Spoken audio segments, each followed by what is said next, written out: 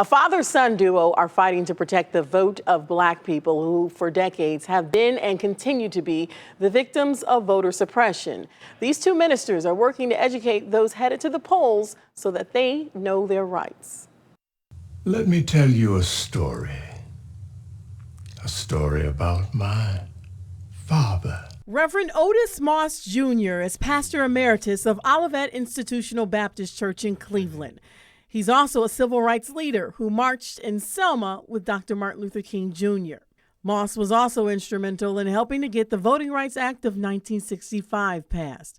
That law ensured African Americans the right to vote. Now he's one of the narrators of a short film about his father, Otis Moss Sr., and his quest to vote for the first time in 1946. In the morning when he left, with great purpose, great intention, setting a great example to participate in a democratic process to fulfill the ideals of democracy. Go vote, Papa! Vote him out! Yeah! But after walking 6 miles to his polling place, Otis, it looks like you've come to the wrong polling place. Otis was sent to a second location and then a third, walking about 20 miles in total, hoping to cast his ballot. Boy, I sure am sorry, but the polling place closed.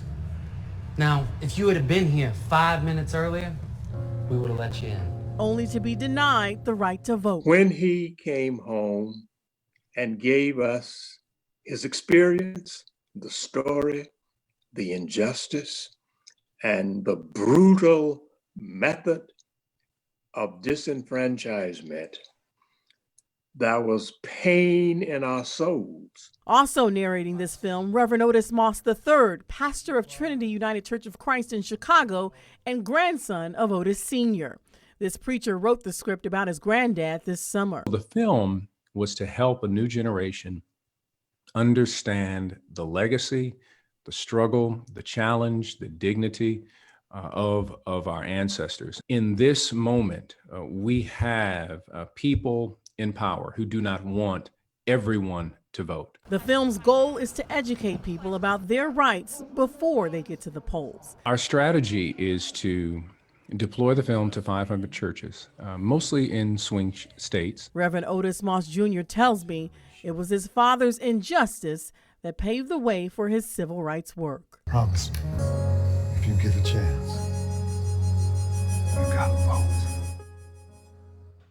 So Otis Moss Sr. died a few years later, never getting a chance to vote.